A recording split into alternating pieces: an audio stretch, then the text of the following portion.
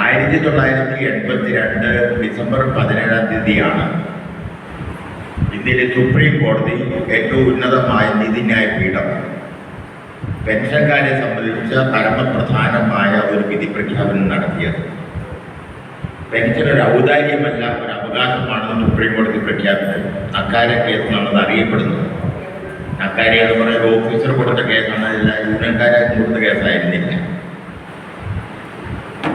നീണ്ടകാലം government സർവീസിൽ അല്ലെങ്കിൽ സ്വകാര്യ സ്ഥാപനങ്ങളിൽ പണിയെടുത്തതിന് ശേഷം വാർദ്ധക്യകാലത്ത് പണിയെടുക്കാൻ കഴിയാതെ വീട്ടിലിരിക്കുന്നവർക്ക് കൊടുക്കുന്ന നീക്കിവെക്കപ്പെട്ട വേതനമാണ്, അല്ലാതെ ഔദാര്യമല്ല എന്നാണ് സുപ്രീം കോടതി പറഞ്ഞത്.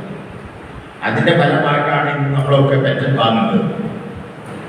പല ഫാമിലി പെൻഷൻകാരും പെൻഷൻ വാങ്ങുന്ന ആ കോടതി വിധിയുടെ ഫലമായിട്ടാണ്. ആ കോടതി വിധിയിൽ വരുന്നതിന് മുമ്പ് കേന്ദ്ര ഗവൺമെന്റില് ഏറ്റവും ഉയർന്ന പെൻഷൻ 675 രൂപയായിരുന്നു. ക്യാബിനറ്റ് സെക്രട്ടറി ആയിട്ട് എടുത്ത ആൾക്കാർ 675 രൂപയാണ് കൊടുത്തിരുന്നത്. അത് പോരാ, ശമ്പളം പരിഷ്കരിക്കുന്നതോടൊപ്പം തന്നെ പെൻഷൻ പരിഷ്കരിക്കണം സുപ്രീം കോടതി പറഞ്ഞുകൊണ്ട് ഈ കഴിഞ്ഞ 82 മുതൽ 42 വർഷം കഴിഞ്ഞു പല പ്രാവശ്യവും പെൻഷൻ പരിഷ്കരണം നടത്തി. ആ കേസ് കൊടുത്ത 675 രൂപ മാത്രം പെൻഷൻ വാങ്ങിച്ചിരുന്ന അക്കാര്യ അവസാനം 1 ലക്ഷം രൂപ പെൻഷൻ വാങ്ങിച്ചിട്ടാണ് മരിച്ചത് 96-ാമത്തെ വയസ്സിൽ. അതുകൊണ്ട് ഇന്ത്യയിലെ പെൻഷൻ സമൂഹമാകെ ഡിസംബർ 17 പെൻഷൻ ദിനമായിട്ട് ആചരിക്കുകയാണ്. സർക്കാർ ആചരിച്ചൊരു ദിനമല്ല. നമ്മുടെ സംഘടനയും ഇന്ത്യയിൽ എല്ലായിടത്തും ഈ ഡിസംബർ 17 എല്ലാ വർഷവും ആചരിക്കുന്നുണ്ട്. പക്ഷെ ഇത്തവണ കേരളത്തിൽ ചില മാറ്റം വരുത്താൻ നമ്മൾ നിർബന്ധിതരായിരിക്കുകയാണ്. വേറെ ചില അത്യാവശ്യ ഉത്തരവാദിത്വം കൂടി അടിയന്തരമായ ചില കടമകൾ നമ്മൾ ഏറ്റെടുക്കേണ്ടി വന്നിരിക്കുന്നു. അത് പറയാനാണ് പ്രധാനമായിട്ടും ഈ കൺവെൻഷൻ കൂടുന്നത്. നമ്മുടെ സംഘടന ആൾ ഇന്ത്യ ബീസൽ പെൻഷനേഴ്സ് വെൽഫെയർ അസോസിയേഷൻ രൂപീകൃതമാകുന്നത് 2009 ഓഗസ്റ്റ് മാസം 20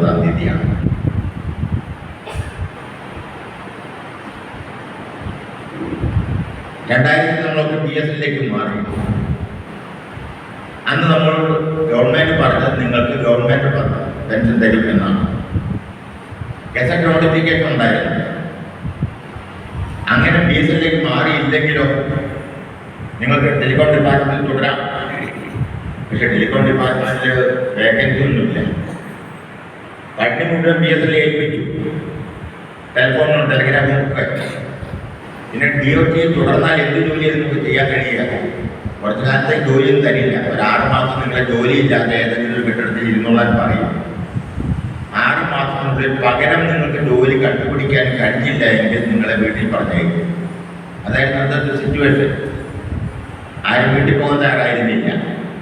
അതുകൊണ്ട് എല്ലാവരും PSലേക്ക് എഴുതി കൊടുത്തു. മാത്രമല്ല 1000 രൂപ ഉടനെ തരാമെന്ന് പറഞ്ഞു. അന്ന് 1000 രൂപ വലിയ എമൗണ്ടാണ്.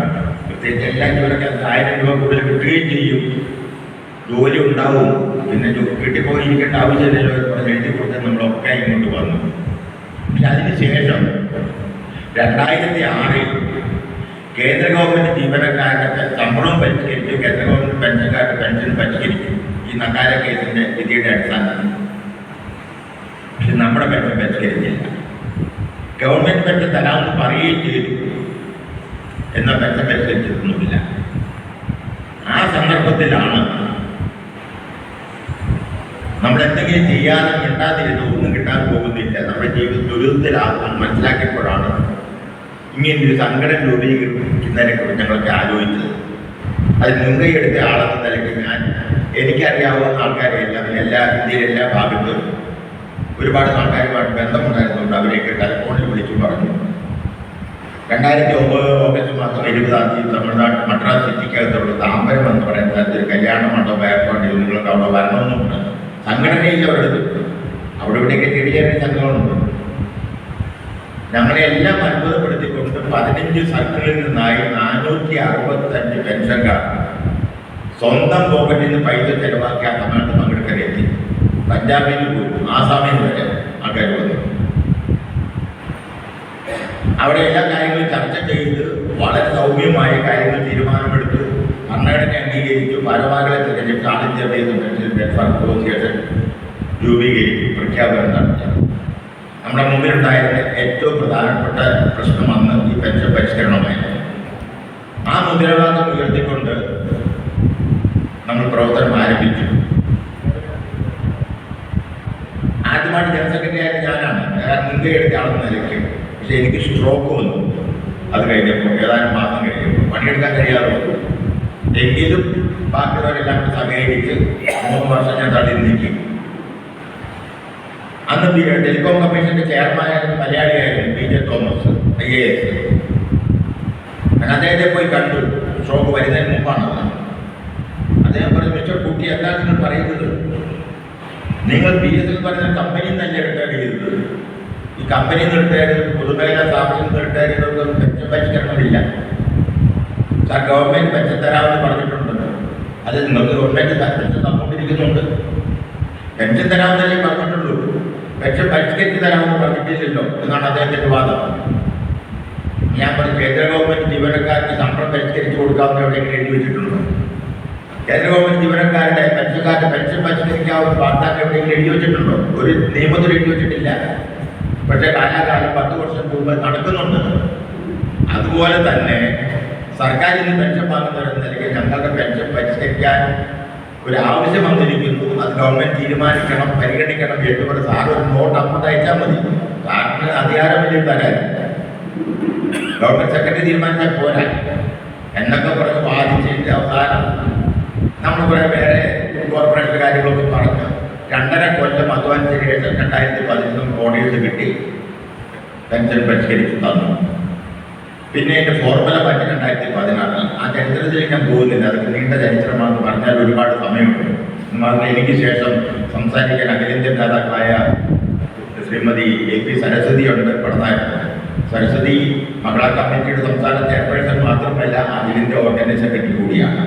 പടനായകത്ത് ജനറൽ സെക്രട്ടറിയാണ്.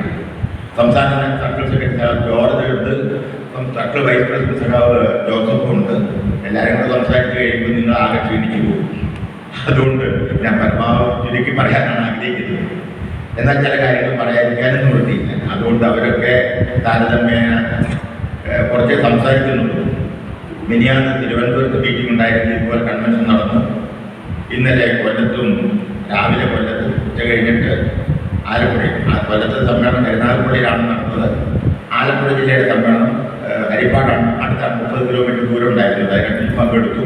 ഞങ്ങളൊക്കെ അതിനകത്ത് എല്ലാവരും പങ്കെടുത്തു. ജോസഫിന് വരാൻ പറ്റിയിട്ടില്ല ഇന്നലെ.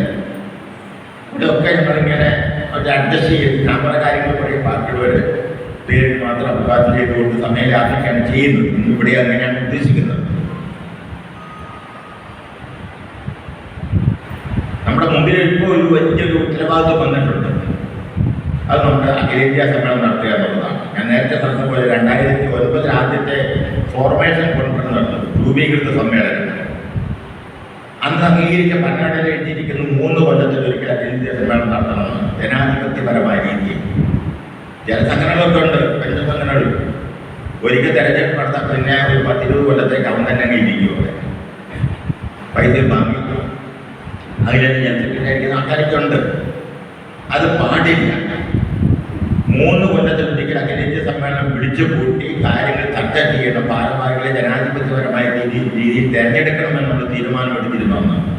അതിൻ്റെ ഫലമായിട്ട് 2012 എനിക്ക് വയ്യായിരുന്നുവെങ്കിൽ പോലും ഞാൻ അഖിലേന്ത്യാ സമ്മേളനം വിളിച്ചു കൂട്ടി രാജസ്ഥാൻ ജയിലിൽ. എത്ര പേര് വരുമെന്ന് പിടിയുണ്ടായിരുന്നില്ല. രാജസ്ഥാനാണെങ്കിൽ ചെറിയ സർക്കിളാണ്. നമ്മൾ 400 പേര് ആകെ മെമ്പർമാരുള്ളവിടെ. ആ 400 പേര് മാത്രമുള്ള കോട്ടയം ജില്ലയിലുള്ളവരെക്കാൾ കുറവായിരുന്നു അവിടെ. ഇവിടെ 500 കൂടുതൽ ആൾക്കാരുണ്ട്. ആ സർക്കിളിനോട് പറഞ്ഞ് സമ്മേളനം നടത്താൻ പറഞ്ഞു. അവരെ കുറെ അറേഞ്ച്മെന്റ്സൊക്കെ നടത്തി. രാവിലെ ഒരൊറ്റ ട്രെയിൻ 500 പേര് ഒന്നിച്ചു വന്നു.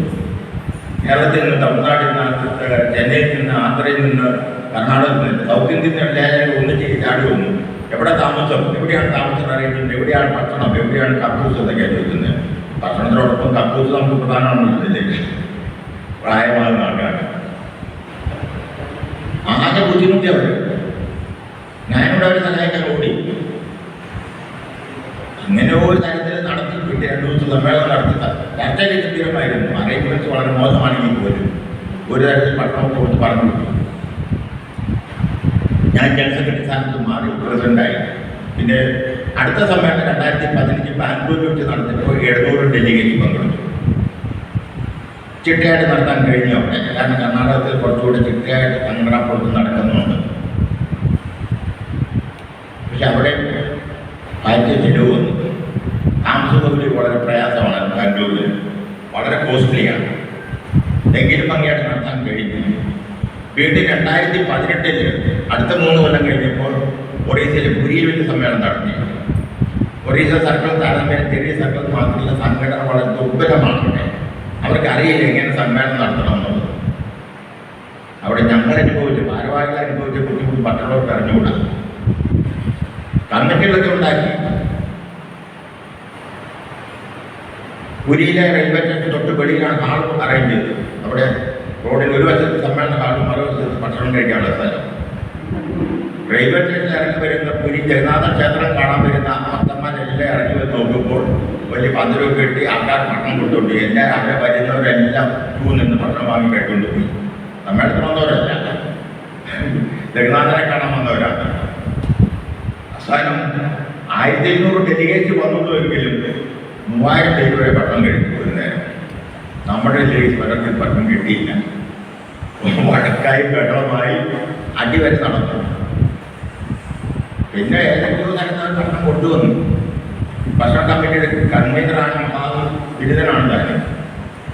ഇതെല്ലാം കഴിഞ്ഞിട്ട് അവർ ബില്ല് തന്നപ്പോൾ അവൻ 6 ലക്ഷം രൂപ അങ്ങോട്ട് കൊടുക്കണം. കണക്ക് തരാൻ പറഞ്ഞ് കണക്ക് തരില്ല. അവസാനം വഴക്കുണ്ടാക്കി കണക്ക് വാങ്ങിയപ്പോൾ പരിപ്പ് വാങ്ങിയിട്ടൊരു കണക്ക്, ഞാൻ തമാശയായിട്ട് പറയല്ലോ, അന്ന് സംഭവമാണ്. പരിപ്പിൻ്റെ കണക്ക് നോക്കി. അപ്പോൾ വേറൊരു വിദ്വാനൊക്കെ പരിപ്പിൻ്റെ ഒരു കറിക്ക് ഒരാൾക്ക് എത്ര ഗ്രാം പരിപ്പ് വേണമെന്ന് കണക്ക് കൂട്ടിയാണ്. 1200 ഡെലിഗേറ്റ്സിന് 3 ദിവസത്തേക്ക് ഭക്ഷണമൊക്കെ ഉണ്ടാക്കുന്നത് 3 എല്ലാ നേരവും പരിപ്പ് കറി കൊടുക്കുകയാണെങ്കിൽ എത്ര വേണം നോക്കിപ്പോൾ അയാൾ കണക്കൂട്ടി പറഞ്ഞത് 25,000 പേർക്കുള്ള പരിപ്പാണെന്ന് വാങ്ങി വലുതായിട്ട് കാണിച്ചിരിക്കുന്നത്. എൻ്റെ കണക്കാത്തിരിക്കുന്നത് ശുദ്ധ കള്ളത്തരമാണ്. അയാൾക്ക് പൈസ കൊടുത്തില്ല. അയാൾ ഉടനെ കോടതിയിൽ പോയി കേസ് കൊടുത്തു. ഒറീസ സർക്കാർ അസോസിയേഷൻ ഫണ്ട് മരവിപ്പിച്ചു കോടതി. ആ കേസ് ഇപ്പോഴും നടക്കുക. ഒരുപാട് കാര്യം ഒറീസ സർക്കാർ അസോസിയേഷൻ പണിയെടുക്കാൻ സാധിച്ചില്ല. തമ്മിലടിയായി ഈ സമ്മേളനം നടന്നതിൻ്റെ ഫലമായിട്ട്. പക്ഷെ കേസ് കൊടുത്തപ്പോൾ മരിച്ചുപോയി ഇതിനിടയ്ക്ക്. അങ്ങനെയാണ് ഇപ്പം രക്ഷപ്പെട്ട് ഒറീസ സർക്കാർ പ്രവർത്തിക്കുന്നത്. ഇങ്ങനെയുണ്ടാക്കാൻ നമ്മുടെ ഇടയ്ക്ക് ഈ അനുഭവം എല്ലാം വെച്ചുകൊണ്ട് 2022 കോവിഡിന് കാരണം നമ്മൾ 2021 നടത്തേണ്ട സമ്മേളനം നടത്താൻ പറ്റിയില്ല. 22 നടത്തിയത് ആന്ധ്രയിൽ വിശാഖം നടത്തിയത്. അപ്പോൾ നമ്മൾ അവരോട് പറഞ്ഞു ഇങ്ങനെയൊക്കെ അനുഭവം കൊണ്ട് ഒറീസയിൽ അവർ പ്രത്യേകം ശ്രദ്ധിക്കണം. അവിടെ വിശാഖപട്ടണത്ത് ഒരു DGM പട്നായിക്കിന്റെ നേതൃത്വത്തിൽ ഓഫീസർമാർ തന്നെ മുൻകൈ എടുത്ത് 5-8 ഓഫീസർമാർ കമ്പ്യൂട്ടറുമായിട്ട് ഇരുന്ന് നന്നായിട്ട് ഓഫീസർക്ക് സിസ്റ്റമാറ്റിക് പ്രവർത്തിച്ച് വളരെ ഭംഗിയായിട്ട് സമ്മേളനം നടത്തി. ആർക്കും ഒരു പരാതിയില്ല. വന്നിട്ട് എല്ലാ പ്രതിനിധികൾക്കും ഹോട്ടൽ അക്കോമഡേഷൻ കൊടുത്തു. കാരണം പ്രായമാകുമ്പോൾ തറയിലും കിടന്നുറങ്ങാൻ പറ്റില്ല. നമ്മളൊക്കെ സംഘടനാ പ്രവർത്തനം നടത്തിയ കാലത്ത് സമ്മേളനത്തിൽ പോകുമ്പോൾ തറയിലേക്ക് കിടന്നുറങ്ങിയിട്ടുണ്ട്. അല്ലെങ്കിൽ ബെഞ്ചിന് മേലെ ഒരൊറ്റ ബെഞ്ചിൽ കിടന്നുറങ്ങി ബാലൻസ് പിടിച്ച് കിടന്നുറങ്ങിയിട്ടുള്ള എനിക്ക് അനുഭവം കിട്ടിയിട്ടുണ്ട്. നമ്മുടെ പ്രതികളെല്ലാം 60 വയസ്സിന് മുകളിലുള്ളവരാണ്. തലയിൽ കിടക്കാൻ പറ്റില്ല. എനിക്ക് തലയിൽ കിടക്കാൻ പറ്റില്ല. ഇപ്പോൾ കിടക്കാം, പിന്നെ എണീക്കാൻ പറ്റില്ല എന്നുള്ളത്. അതിന് വേറെ ആൾക്കാരുടെ സഹായം വേണം. ഇപ്പോൾ എല്ലാവർക്കും റൂംസൊക്കെ അറേഞ്ച് കൊടുത്ത് ഹോട്ടൽ അക്കോമഡേഷൻ കൊടുത്ത് നല്ല ഭക്ഷണവും കൊടുത്ത് വളരെ ചിട്ടയായിട്ട് വിശാഖപട്ടണ സമ്മേളനം നടത്തി. 75 ലക്ഷം രൂപ ചെലവായി. 1200 ഡെലിഗേറ്റ്സ് വന്നിരുന്നു. കുറച്ചൊക്കെ ആർപ്പാടുണ്ടായി. ഞാൻ കുറ്റപ്പെടുത്തും. ഇങ്ങനെ ആർപ്പാടത്തിൻ്റെ ആവശ്യമൊന്നുമില്ല സമ്മേളനം. അപ്പോൾ ആദ്യത്തെ തമിഴ്നാട് നടന്നു, രാജസ്ഥാനിൽ നടന്നു, കർണാടകത്തിൽ നടന്നു, ആന്ധ്രയിൽ നടന്നു, ഒഡീസയിൽ നടന്നു. നമ്മുടെ സംഘടനയുടെ മെമ്പർഷിപ്പ് നോക്കിയാൽ ഏറ്റവും കൂടുതൽ മെമ്പർമാരുള്ളത് തമിഴ്നാട്ടിലാണ്. 16,000 പേര് അവരോട് നടത്തി. 2ാം സ്ഥാനം ആന്ധ്രയിലാണ്, അവരും നടത്തി. 3ാം സ്ഥാനം കർണാടകത്തിലാണ്, 10,000 കഴിഞ്ഞു, അവിടെ നടത്തി. 4ാം സ്ഥാനം നമുക്ക് കേരളത്തിലാണ് സ്ഥാനം. 7,000 മെമ്പർമാരുടെ കേരളത്തിൽ 6,725 പേരുണ്ടായിരുന്നു. നമ്മളാണ് നടത്തേണ്ടിയിരുന്നത്. അതിനിടയ്ക്ക് ഒറീസക്കാരും രാജസ്ഥാനിക്കാരെയും കൂടെ നിർബന്ധിച്ച് നമ്മൾ കാരണം എല്ലാ സൗത്ത് ഇന്ത്യയിലും അത് പാടില്ലല്ലോ. വടക്കേന്ത്യയിലും വേണമെന്ന് അവരെ നിർബന്ധം അടക്കിയതാണ്. അവരോട് നടത്തി കഴിഞ്ഞപ്പോൾ ഇനി നമ്മൾ ഈ ഉത്തരവാദിത്വം ഏറ്റെടുക്കാതെ മാറി നിൽക്കുന്നത് ശരിയല്ല. അതുകൊണ്ട് ഈ കഴിഞ്ഞ വർക്കിംഗ് കമ്മിറ്റി പട്യാലയിൽ ചേർന്നപ്പോൾ അടുത്ത അഖിലേന്ത്യാ സമ്മേളനം നമ്മൾ കേരളത്തിലേക്ക് ക്ഷണിച്ചു. വലിയ ഉത്തരവാദിത്വം അറിയാം. കേരളത്തിൽ ഇതെവിടെ നടത്തണം? തലസ്ഥാന നഗരി തിരുവനന്തപുരത്താണ്. പക്ഷെ തിരുവനന്തപുരം ലോഡ്ജുകളുടെ എണ്ണം കുറവാണ്. ഇത്തവണ എത്ര പേര് വരും എന്നൊക്കെ ഉറപ്പുണ്ട്. കർണാടകയിൽ ചില മാറ്റങ്ങൾ വരുത്തി. ഇതിനു മുമ്പ് വിശാഖപട്ടണം കോൺഫറൻസ് വരെ 50 മെമ്പർമാർക്ക് ഒരു പ്രതിനിധി എന്നായിരുന്നു കണക്ക്. അപ്പം നിങ്ങൾക്കിവിടെ 500 അതിലോ ആൾക്കാരുണ്ട്. 10 പേർക്ക് 15 പേർക്ക് പോകാമായിരുന്നു. നമ്മളിവിടെ എത്ര വേണം? അങ്ങനെ വന്നാൽ 1600 1700 പ്രതിനിധികളുണ്ടാവും. ഇത്രയും ആൾക്കാർ ഉൾക്കൊള്ളിക്കാൻ കഴിയുന്ന വലിയ ആളുകൾ പലയിടത്തുമില്ല. നമ്മുടെ സംഘടന വളരെ വളർന്നിട്ടുണ്ട്. അടയ്ക്കയാണെങ്കിൽ വടിയിൽ വെക്കാം, അടയ്ക്കാമ്പരാണെങ്കിൽ പറ്റാന്ന് പറഞ്ഞ പോലെ ഇത് നമുക്ക് സമ്മേളനം നടത്താൻ പറ്റുന്ന സ്ഥിതിയല്ല പല സർക്കിളിലും. അതുകൊണ്ട് മനസ്സിൽ കണ്ടുകൊണ്ട് പ്രതിനിധികളുടെ എണ്ണം കമ്മിറ്റിയാക്കി ചുരുക്കാൻ തീരുമാനിച്ചു. 100 മെമ്പർമാർക്ക് ഒരു പ്രതിനിധി എന്നാലും വന്നാൽ മതി എന്ന് തീരുമാനിച്ചു. അത് കർശനമായി നടപ്പാക്കാനും തീരുമാനിച്ചു. അങ്ങനെ വന്നാലും 800-850 ഡെലിഗേറ്റ്സ് ഉണ്ടാവും.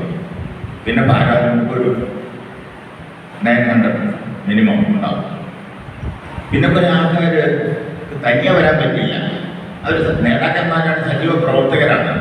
തനിയെ യാത്ര ചെയ്യാൻ കഴിയാത്തതുകൊണ്ട് ചിലപ്പോൾ ഭാര്യയെ കൂട്ടിക്കൊണ്ട് വരും, അല്ലെ ഭർത്താവിനെ കൂട്ടിക്കൊണ്ട് വരും. അവർ വരട്ടെന്ന് പറയാൻ പറ്റുമോ? അപ്പം അതെല്ലാം നമുക്ക് ഒരു 1000 പേർക്ക് അക്കോമഡേഷൻ വേണ്ടി വരും. ഈ ഭാര്യയ്ക്ക് ഉത്തരവാദിത്വം ഇനി എപ്പോഴാണ് നമ്മുടെ തലയിൽ വരിക? ഇത് 15 കൊല്ലം കഴിഞ്ഞാണ് നമ്മൾ ഏറ്റെടുക്കുന്നത്. ഇനി മധ്യപ്രദേശ് നടത്താനുണ്ട്, മഹാരാഷ്ട്ര നടത്താനുണ്ട്, തെലങ്കാന നടത്താനുണ്ട്, UP നടത്താനുണ്ട്. അങ്ങനെ കുറേ സെക്ടറുണ്ട് 3 കൊല്ലം കൂടുമ്പോൾ. അവർ നടത്തി കഴിഞ്ഞാൽ വീണ്ടും ഒന്നായിരുന്നു തമിഴ്നാട്ടിൽ തുടങ്ങിയാൽ ഒരു 30 കൊല്ലം കഴിഞ്ഞിട്ട് ഇനി ഒരു ചാൻസ് നമ്മുടെ അടുത്ത് വരും. അല്ലെങ്കിൽ ഈ ഉത്തരവാദിത്വം നമ്മുടെ തലയിലേക്ക് വരികയുള്ളൂ. അപ്പം 30 കൊല്ലം കഴിഞ്ഞിട്ട് അഖിലേന്ത്യാ സമ്മേളനം കേരളത്തിൽ നടത്തുമ്പോൾ നിങ്ങളുടെ മുമ്പിൽ ഇതുപോലെ പ്രസംഗിക്കാൻ ലാഭം കൂട്ടി ഉണ്ടാവില്ല, ഉറപ്പാണ്. നിങ്ങൾ പല ആൾക്കാരും ഉണ്ടാവില്ല ആ സമയത്ത്. അതുകൊണ്ട് നമ്മുടെ ജീവിതത്തിൽ ആദ്യത്തെ അഖിലേന്ത്യാ സമ്മേളനമാണ് നമ്മുടെ സംസ്ഥാനത്ത് നടക്കുന്നത്. അവസാനത്തേതുമായിരിക്കും പലരെയും സംബന്ധിച്ചിടത്തോളം. ഇത് ഭംഗിയായിട്ട് നടത്തട്ടെ. നമ്മൾ നടത്തണമെങ്കിൽ നമുക്കൊരു ബഡ്ജറ്റൊക്കെ വേണം, ഒരു ധാരണ വേണം. രാധാകൃഷ്ണൻ ഇവിടെ പറഞ്ഞു എത്ര ചിലവാണെന്ന് അറിയില്ല. നമ്മൾ കണക്ക് കൂട്ടി നോക്കും. നവംബർ മാസം 7-ാം തീയതി ഈ സർക്കിൾ എക്സിക്യൂട്ടീവ് കമ്മിറ്റി നടന്നതിന് ശേഷം ഞാനും പടനായകനും ജോർജും എല്ലാം കൂടെ ചേർന്ന്, ജോസഫും എല്ലാം കൂടെ ചേർന്നിട്ട് എറണാകുളത്തെ ചില ഹാളുകൾ പോയി കണ്ടു. സമ്മേളനം നടത്താൻ പറ്റിയ ഹാളുകൾ. ഏറ്റവും നല്ല ഹാൾ എറണാകുളത്ത് ഇപ്പോൾ ഉള്ളത് ഗോകുലം കൺവെൻഷൻ സെൻ്ററാണ്. എറണാകുളം നോക്ക് ഗംഭീര ഹാളാണ്. അവിടെ പോയി ഇരിക്കാൻ തന്നെ ഒരു അന്തസ്സ് തോന്നുന്നു. റേറ്റ് ചോദിച്ചപ്പോൾ പറഞ്ഞു ഒരു ദിവസത്തെ വാടക 7 ലക്ഷം രൂപയും GST-യുമാണ്. 2 ദിവസം സമ്മേളനം നടത്തണം, 14 ലക്ഷം രൂപയും GST-യും കൂടെ. അപ്പോഴേ ഞങ്ങൾ തീരുമാനിച്ചു ഇവിടെ വേണ്ടതായിരുന്നു. അങ്ങനെ വലിയ ആർഭാടം നടത്തേണ്ട ഉത്തരവാദിത്വം നമുക്കില്ല, ആവശ്യമില്ല നമുക്ക്. അത് അപ്പോഴേ എഴുത്തള്ളി. എങ്കിലും തുടങ്ങി പോയി എല്ലാം കണ്ട് സൗകര്യമൊക്കെ നോക്കിയിട്ട് നേരെ കലൂര് ക്രിസ്ത്യൻ മിഷനറിമാരാണ്. വരാപ്പുഴ ലഭ്യതയാണോ? വരാപ്പുഴ രൂപതയുടെ അതോ എറണാകുളം രൂപതയുടെ കന്യാസ്ത്രീകൾ നടത്തുന്ന ഒരു സ്ഥാപനമുണ്ട്, റിന്യൂവൽ സെന്റർ. മാതൃഭൂമിയിലേക്ക് അടുത്താണ്. അവിടെ 1500 പേർക്ക് ഇരിക്കാവുന്ന വലിയൊരു ഹാളുണ്ട്. അതിനകത്ത് AC ഒന്നുമില്ല, പക്ഷെ ഒരു ഫാൻ മതി. അതാണ് അതിൻ്റെ ഒരു ലീഫിന് 20 അടി 30 അടി നീളമുള്ള പള്ളിയിലൊക്കെ ഉള്ള അതിന് വലിയ ഫാനാണ്. അത് കറങ്ങിയാൽ എല്ലാവർക്കും കാറ്റ് കിട്ടും. AC-യുടെ ആവശ്യമൊന്നുമില്ല. അതിനാണെങ്കിൽ 65,000 രൂപ മടക്കും ഒരു ദിവസം. നമ്മളത് ഉടനെ ബുക്ക് ചെയ്ത് കിട്ടും. അവിടെ 350 പേർക്ക് താമസിക്കാം. പിന്നെ വരാപ്പുഴ രൂപതയുടെ നേതൃത്വത്തിൽ വേറൊരു ഹാളുണ്ട്, ഒരു ആശുപത്രി ഭവൻ എന്ന് പറയുന്നത്. അവിടെ അത് 175 പേർക്ക് അവിടെ ഏർപ്പാട് ചെയ്തു. അങ്ങനെ 350, 175, 525 പേർക്കുള്ള അക്കോമഡേഷൻ 2 സ്ഥലത്തായിട്ട് ഉറപ്പിച്ചു. പിന്നീട് 1000 പേര് ബാക്കിയുണ്ട്, 500-ഓളം പേർക്ക് വേണം. അതിന് എറണാകുളം റെയിൽവേ സ്റ്റേഷൻ അടുത്തുള്ള കുറേ ലോഡ്ജുകളൊക്കെ താരതമ്യേന ചില തുടങ്ങുന്ന വാടക കുറഞ്ഞ ലോഡ്ജുകൾ കണ്ടുപിടിച്ച് പറഞ്ഞു വെച്ചിരിക്കുകയാണ്. അതിനെല്ലാം പൈസ കൊടുത്ത് ബുക്കിംഗ് ചെയ്യണം. എല്ലാവരും ഫുള്ളായിട്ട് എമൗണ്ട് കൊടുക്കണം. ഹോട്ടലുകാർക്കൊക്കെ ബുക്ക് ചെയ്യണമെങ്കിൽ അത് ചെയ്യേണ്ടി വരും. അപ്പോൾ ഈ 1000 പേർക്ക് 4 ദിവസം അക്കോമഡേഷൻ വേണം. സമ്മേളനം 2 ദിവസം ഉണ്ടാവുള്ളൂ. നവംബർ 8, 9 തീയതി, സെക്കൻഡ് സാറ്റർഡേയും സൺഡേയും. പക്ഷെ എല്ലാവരും ഒരു ദിവസം നേരത്തെ വരും. പിന്നെ കുറേ പേര് പെട്ടെന്നും തിരിച്ചു പോവുകയില്ല. കേരളമല്ലേ, കടൽ കാണാൻ, കായൽ കാണാൻ, മല കാണാൻ, മൂന്നാറിലേക്കും കന്യാകുമാരിയിലൊക്കെ പോകുന്ന ഒരുപാട് പേരുണ്ടാവും. അവരുടെ എല്ലാ ഉത്തരവാദിത്വം നമുക്ക് ഏറ്റെടുക്കാൻ പറ്റും. ഒരു ദിവസം കൂടെ പരമാവധി കൊടുക്കേണ്ടി വരും അക്കോമഡേഷൻ. ഒരു ദിവസം നേരത്തെ വേണം, 2 ദിവസം സമ്മേളനം നടക്കുന്ന ദിവസം വേണം, പിന്നെ ഒരു ദിവസം കൂടെ 4 ദിവസം അക്കോമഡേഷൻ കൊടുക്കേണ്ടി വരും. അപ്പോൾ ഈ ഹോട്ടലുകളുടെ ഈ റിന്യൂവൽ സെൻ്ററിൻ്റെയും ആജൂർഭാവിൻ്റെയും എല്ലാ റേറ്റുകളൊക്കെ നമ്മൾ കളക്ട് ചെയ്ത് കണക്കൂട്ടി നോക്കിയപ്പോൾ ഏതാണ്ട് 40 ലക്ഷം രൂപ അത് മാത്രമാണ് വേണം.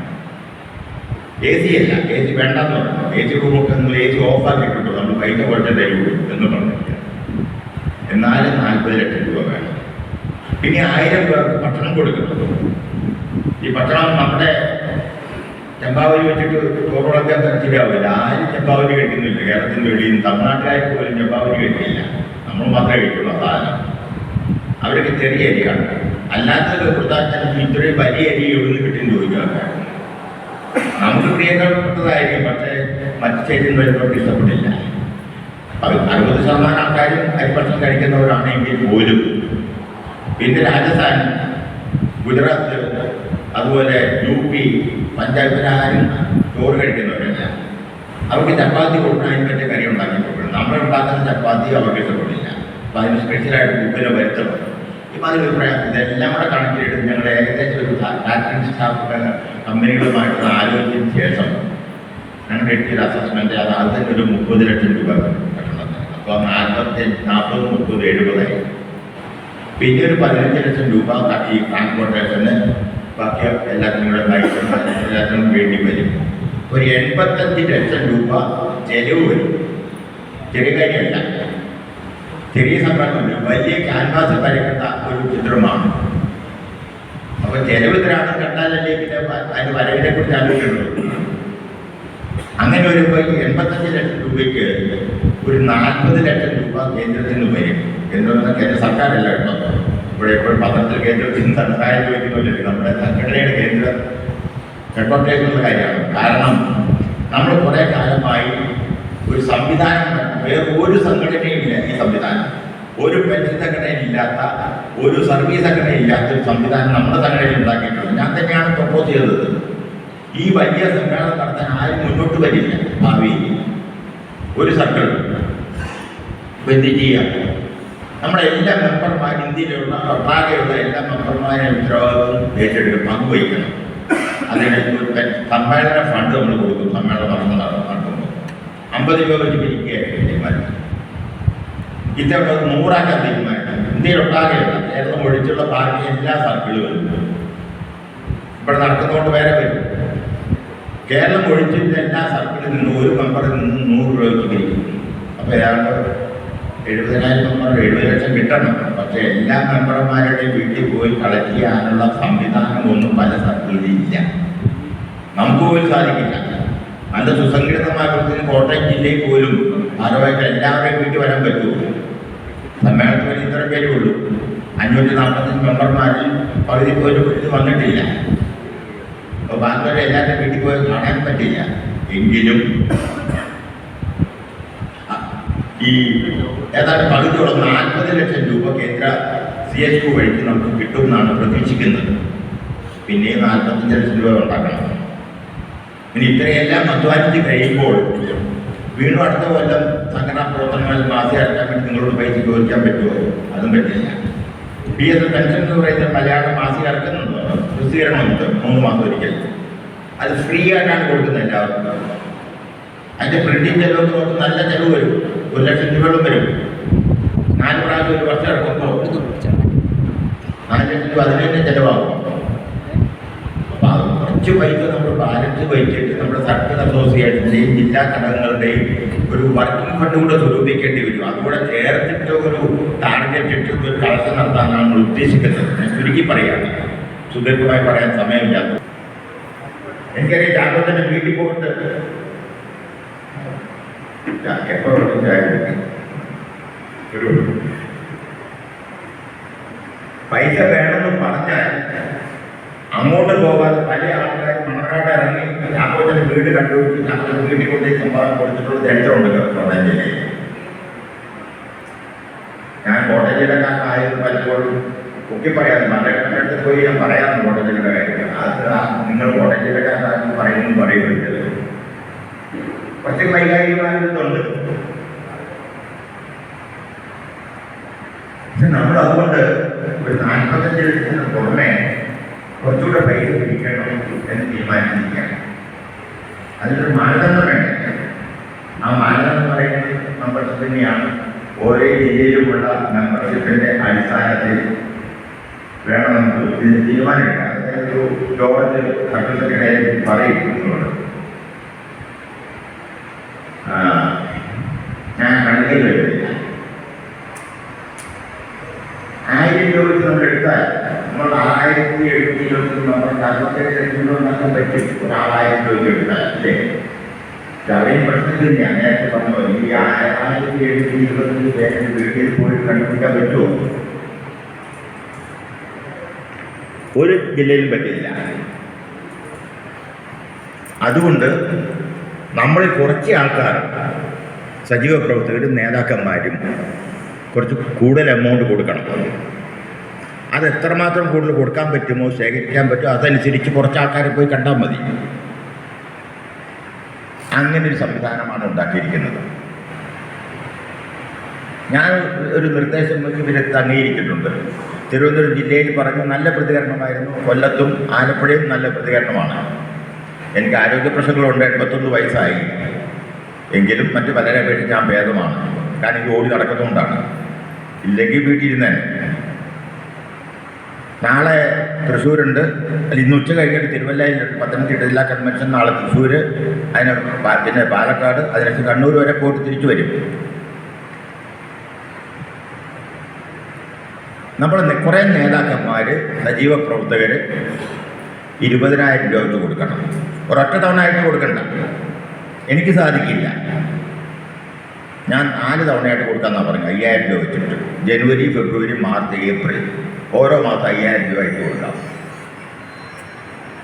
അത് തന്നെ പല പടനായർ 20,000 കൊടുത്തു കഴിഞ്ഞു. KM ജോസഫാണ് ആദ്യം കൊടുത്ത് 20,000 ക്യാഷായിട്ട് കൊടുത്തു. ഉടനെ പ്രവർത്തനം ആരംഭിക്കണ്ട, പൈസ വേണമല്ലോ. അതുപോലെ തന്നെ TP ജോർജ് 20,000 കൊടുക്കാൻ കൊടുത്തിട്ടുണ്ട്. എറണാകുളത്ത് അവർ ദേവരിക്കുട്ടി 20,000 കൊടുത്തു. ST പണിക്കർ തിരുവനന്തപുരത്ത് നിന്ന് അഖിലേന്ത്യാ നേതാവ് അദ്ദേഹം 20,000 അയച്ചു കൊടുത്തു. നമ്മുടെ ചാക്കോച്ചന് 20,000 ഇവിടെ അയച്ചു കൊടുത്തു കഴിഞ്ഞു. ഇങ്ങനെ കുറേ പേര് കൊടുത്തു കഴിഞ്ഞു 20,000. അങ്ങനെ ഒന്നിച്ച് കൊടുക്കാൻ എനിക്ക് നിർത്തിയില്ലാത്തതുകൊണ്ട് രാമൻകുട്ടി 4 പ്രാവശ്യമായിട്ട് കൊടുക്കാമെന്നാണ് പറഞ്ഞിരിക്കുന്നത്. അങ്ങനെ മതി. എല്ലാവർക്കും 20,000 കൊടുക്കാൻ പറ്റുമോ? പറ്റില്ല. പക്ഷെ എന്നാൽ കുറേ പേർക്ക് കൊടുക്കാനും പറ്റും. 1 ലക്ഷം രൂപയൊക്കെ പെൻഷൻ വാങ്ങുന്നവരുണ്ട്. അവർ 60,000, 70,000, 80,000 വാങ്ങുന്ന ഒരുപാട് പേരുണ്ട് നമ്മുടെ മെമ്പർമാർ. പിന്നെ 2 പെൻഷൻ വാങ്ങുന്നവരുണ്ട്, ഫാമിലി പെൻഷൻ കൂടി ചേർന്നിട്ട്. അങ്ങനെയുള്ളവരൊക്കെ സ്വയം മുന്നോട്ട് വന്ന് 5,000 രൂപ 4 പ്രാവശ്യമായിട്ട് കൊടുക്കും. അല്ലെങ്കിൽ 10,000 വെച്ച് 2 പ്രാവശ്യം. എന്തായാലും 1, 2, 3, 4 ഗഡുക്കളായിട്ട് ഈ സംഭാവന കൊടുക്കണം. സംഭാവന ആരും അടിച്ചേൽപ്പിക്കാൻ പറ്റില്ല ആരുടെ. പിന്നെ കുറേ പേര് 10,000 വെച്ച് കൊടുക്കുകയാണ്. കുറേ കൂടുതൽ ആൾക്കാർ 5,000 വെച്ച് കൊടുത്തു കഴിഞ്ഞാൽ ഒരു നല്ല തുക, ആ രീതിയിലൊരു 30 ലക്ഷം രൂപ സംഭരിക്കാൻ കഴിയും എന്നാണ് ഞങ്ങളുടെ വിശ്വാസം. അത് കഴിഞ്ഞാൽ പിന്നെ ബാക്കി നമ്മൾ മെമ്പർമാരെ വീട്ടിൽ പോയി കണ്ടാൽ മതി. അത്രയും കുറച്ച് ആൾക്കാരെ പോയി കണ്ടാൽ. ഇത് വളരെ പ്രായോഗികമായ ഒരു നിർദ്ദേശം എന്ന നിലയ്ക്ക് ഞാൻ വെച്ചതാണ്. ഇതിനകത്ത് അംഗീകരിച്ച് കമ്മിറ്റി അത് അംഗീകരിക്കും. അപ്പം അതിന് നിങ്ങൾ മുന്നോട്ട് വരണം എന്നാണ് എൻ്റെ അഭിപ്രായം. സംഘടനയ്ക്ക് ഒരുപാട് പൈസ ഉണ്ടാക്കി വെക്കണം എന്ന അഭിപ്രായം എനിക്കില്ല. സമ്പത്താണ് പലപ്പോഴും കുഴപ്പം. വീടുകൾ അത് വീട്ടിലൊന്നുമില്ല, കുടുംബത്തിൽ പോകും. സംഘടനയിൽ സമ്പത്ത് കൂടുതലായാൽ പിന്നെ ഭാരവാഹി ഒരുപാട് പേര് ഉണ്ടാക്കി വെക്കുന്നവരൊക്കെ പുറത്തു പോകും. ഇത് ചിലവാക്കാൻ പറ്റിയ ആൾക്കാർ കയറി വരികയും ചെയ്യും. പല സംഘടനയിലും വടക്കുണ്ടാക്കുന്ന കാശ് കൂടുതലുള്ളതുകൊണ്ടാണ്. അത് സംഘടനയ്ക്ക് അധികം പൈസ വേണമെന്ന് എനിക്ക് അഭിപ്രായമില്ല. ഞാൻ തുറന്നു പറയാം, സമ്പത്ത് കിട്ടിപ്പോലും വേണമെന്ന് എൻ്റെ അഭിപ്രായം. കുടുംബത്തിൽ എന്നാൽ അത്യാവശ്യം വേണ്ടേ? ഞാൻ ഒരു പ്രിൻസിപ്പളൊക്കെ പറയും, പക്ഷെ അത്യാവശ്യം കാശില്ലെങ്കിൽ അത് ബുദ്ധിമുട്ടുണ്ട്. ഇപ്പോഴൊരു ഓർമ്മയുണ്ട്, 2007 എൻ്റെ അച്ഛൻ ഇവിടെ കോട്ടയം മെഡിക്കൽ കോളേജ് അടുത്താണ് കിട്ടിയ സമയമാണ്. വെള്ളമെടുത്ത് സ്വയം നശിച്ചതാണ്. അവിടെ ചെന്ന് പറയാൻ പറ്റും, ഈ വെള്ളമെടുത്ത് നമുക്ക് എല്ലായിടത്തും ചോദിക്കാൻ പറ്റും. കാരണം പോയി അവരുടെയും മെഡിക്കൽ കോളേജ് ഉപേക്ഷിച്ചു, എവിടെയെങ്കിലും കൊണ്ടുപോകാൻ പറ്റും. ഇവിടെ കൊണ്ടുപോകാൻ 2 കൽപ്പിച്ച് ആംബുലൻസ് പിടിച്ച് നേരെ എറണാകുളത്ത് അമൃതാശുപത്രിയിൽ പോയി. പൈസ ഉണ്ടായിരുന്നില്ല. തിരുവനന്തപുരത്ത് കേട്ട ഉടനെ പുറപ്പെട്ട